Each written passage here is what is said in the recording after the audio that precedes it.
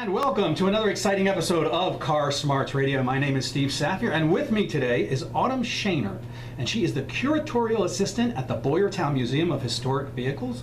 Autumn, welcome to the show. Thank you so much. And we met the other day at the museum. I mentioned that I hadn't been through Boyertown in a long time, cute little town, and you're a native. Yes, I am. I was born and raised in Boyertown. My parents are from Boyertown, grew up there, graduated from high school there. Now, were you an art major in college who found cars, or a car lover who found a museum? Okay, so I was a history major who found cars, basically. I really love history. I have a passion for history. I was in college. I literally Googled museums near me. Boyertown Museum came up, and Wow. that's kind of how I got started there. Oh, how lucky for you. Yeah, absolutely. And how long have you been with the museum? Over about 7.5 years started as a volunteer, and I've been there for 5.5 years as an employee. And what are your main responsibilities as a curatorial assistant? Well, myself and the curator do pretty much everything. It's a small museum, so I would say I work on exhibits, I do event planning, mostly exhibit displays, event planning, advertising, really anything that needs to be done, the curatorial staff works on. And there are a lot of, you started off as a volunteer, there are a lot of volunteers that still currently sort of maintain the cars and do other things at the place. Talk a little bit about the volunteer. Yeah, absolutely. So we have a great volunteer base. I'd say we probably have about 100 volunteers. That's a good amount, and we really need them. We're a small museum with a staff of like 5.5 people, kind of, because of the weekend receptionist. So basically they come in, we have people that come in every day, every week, maybe even just once a year. They dust the cars, polish brass. As you know, like being a car guy, polishing brass is something that needs to be done all the time on these old vehicles. Sure. So all kinds of duties like that. It's really diverse. Cleaning, that's not fun, but we need a lot of cleaning done as well. Yeah, there were a couple of guys up in that room that we're going to talk about really working hard on a leather seat the other day. Yeah. Really taking their time with it. Yes. And being meticulous about it. Tell me a little bit about, give me an overview, our listeners, an overview of the collection in the museum. So what makes our museum unique is it's all Pennsylvania built vehicles. So that's what I always start out saying, that, you know, if you're a native of Pennsylvania, you come in, you might not necessarily recognize the makes and models of some of these cars, but that's what makes us special, is everything was built right here in our backyards in Pennsylvania.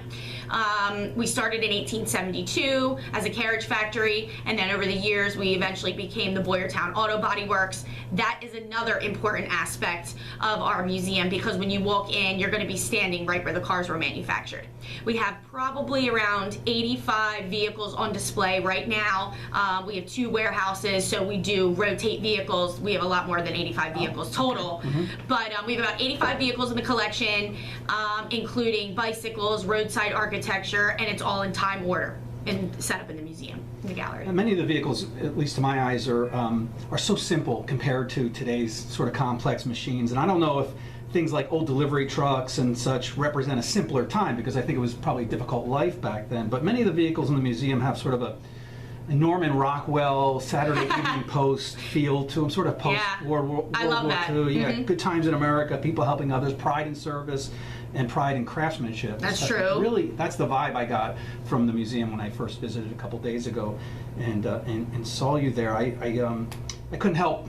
There was one work truck, and I was watching, just looking at the worn wood floor, and wondering how that person, you know, used that truck every day, and that was sort of his or her, you know, vehicle every day. Absolutely. Really cool. You really get a feel for it. There's a smell to the museum. Yes, it's the stories. Like, that's cool what you just said, because that's what I always try to tell people. Everyone's going to find some sort of connection. Everyone's going to find some sort of story. And for me, that's what got me involved in history, is just looking at something and thinking, what's that person doing? What are they thinking? What was that vehicle used for? And I think that just gets our minds turning, and I think that's really great for everyone of all ages. It's true. The other thing I like about the museum is that the cars aren't stuck in dioramas. In other words, you can walk up to them carefully, Yeah. look into them, smell them. It's true. And that's really unique. I mean, not too many automotive museums where you can actually walk right up to the cars. Yes, that's definitely a selling point for us, and we're really actually kind of proud of that, because you're right, a lot of car museums, with a rare collection like we do have, they don't let you walk up, and we're pretty lenient. I mean, we want you to really experience these things, and truthfully, it's mostly adults that touch the vehicle, not children. So usually we don't have that much of a problem, but yeah, because the kids are, the parents say don't touch yeah. it, and then the parents just feel the urge to just reach out and touch the material and the leather and the wood and everything. There's a lot of wood. That's the there other thing. is a lot of wood. Yes, wood was heavily used in cars in the early days, and not just sort of as frame, like really just part of the floor. Oh, absolutely. Part of the door panels and things like that. Really, yeah. And on the outside as well, some beautiful stuff. How many people come through the museum each year? So on average right now, and this has really grown in the past 5 years, on average right now we get about 200 a week. So that's pretty decent. So I'm not a math person, but a good bit. A good bit of people every year. That's definitely growing.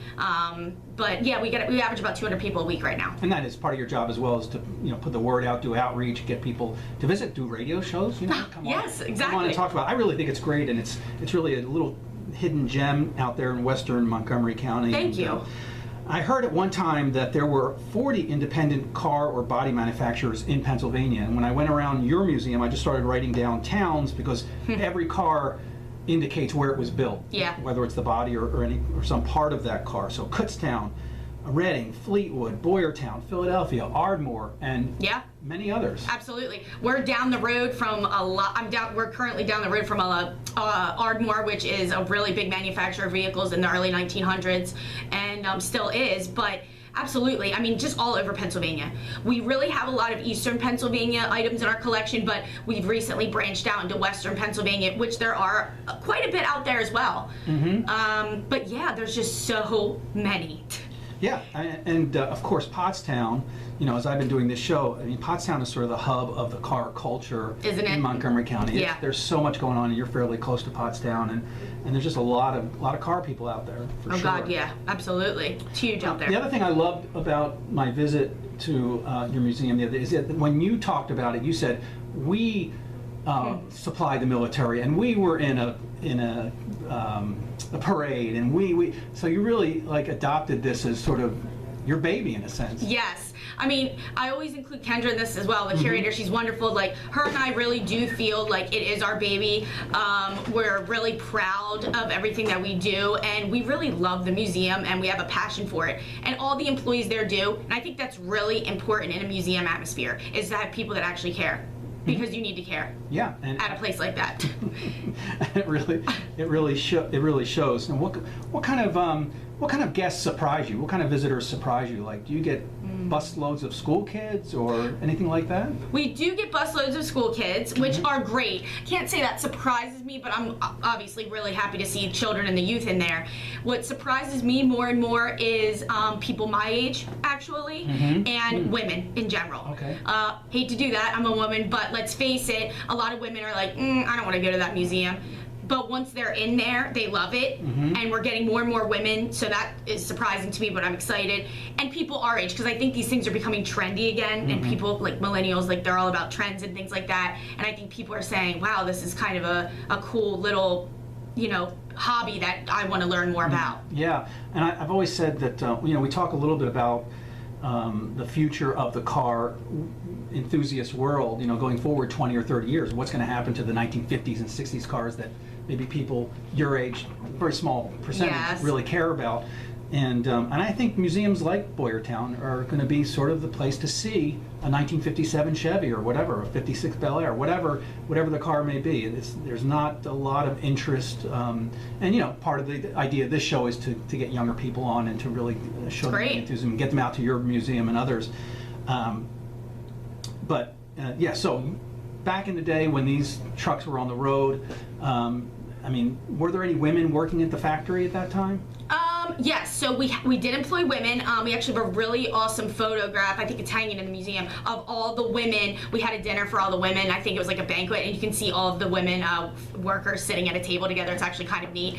We did employ a lot of women, and employed, I'm not joking, probably all of Boyertown at one time. So it's not very big, but yeah, we employed a lot of people, women and men.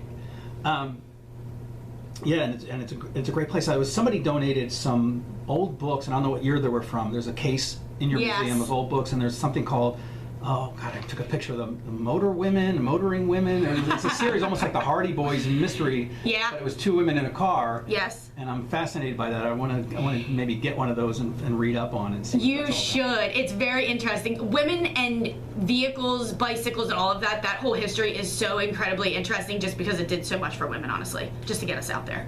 Yeah, generally. and talk a little bit about the bicycle connection to the Boyertown Museum, because you do have bicycles there, and then you also Yes. have motorcycles as well. So the bicycles, we didn't manufacture bicycles at the Body Works, but Reading was huge for bicycle manufacturing. Lots in Pennsylvania, but Reading was huge. We're down the road from Reading. And we have probably about 8 what I would consider, quote, regular looking bicycles in the museum. And we have, I think, 4 high-wheeler bicycles in the museum as well. And we also have an 1898 women's bicycle done by Acme. Acme then went on to build cars, and they're out of Reading, Pennsylvania. So we do have bicycles in the museum, and you will be able to come in and read about the story linking bicycles and the women's movement, because that is a big deal as well. So the book I found, the picture I took, is called The Motor Girls by Margaret Penrose. Yeah, I've seen that book. Yeah. There's a whole series of them in that case, and I'm wondering, what's the story there? That sounds like a good movie. It does, yes. I'd watch it. Is the you have a sleigh from 1763? Is that the oldest piece in the museum? Yes, definitely by a long shot. Where did that come from? Probably someone's barn.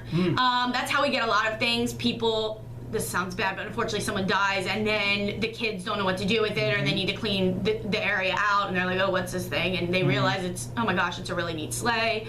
So a lot of things are barn finds. That one's from Kutztown, so I don't know its specific story, but I would guess it was found somewhere in a barn, and we said we need that because it's really old. And cool. somebody dated it and figured Yes. out that it was from Yeah. 1763. So I mean, that's crazy. And then you have a whole range of sleighs there, all the way up to, I think, the turn of the century, 1900. Really cool pieces to see, and we're going to talk about that room where those are housed as well.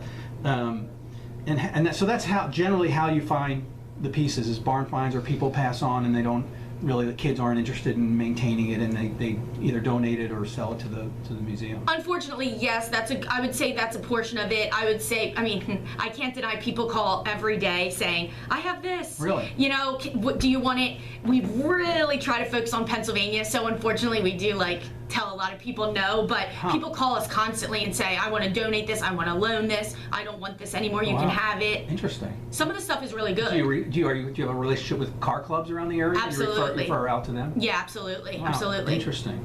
Yeah, I wouldn't have expected that. That's really fascinating. Yeah, it is. Are there any manufacturers that started in Pennsylvania and survive today? That's a good question. Ooh. All right, think about that. Are there any family members of the original founders of the Boyertown Body Works? Yes. Body Shop? Yeah. That are still around and in touch? So here's something really ironic. When I started there, I started doing history on the Jeremiah Swinehart Carriage Factory, which I know you'll talk about, which is basically where we all started. And I found out through that I'm actually related to him. Oh, what? So to answer your question, Boyertown. yeah, exactly, small town Pennsylvania. But yeah, I mean, honestly, so technically I'm a descendant. Wow. And yeah, we have people all over Boyertown that come in and say, oh, my grandfather worked here, my father. Yeah. We have a lot of local connection and Pennsylvania connection through people that worked there at the Body Works. Do you know what the population was of Boyertown back in the day? I mean, if you're like 1900, oh God, I mean, not that many. Yeah. I would say it was a smaller town compared to others in Pennsylvania, certainly. It's very cool. Well, we're going to talk more about that, and also the current exhibit that's there, future events, and other ways you can get involved with the museum right after these messages on CarSmarts Radio.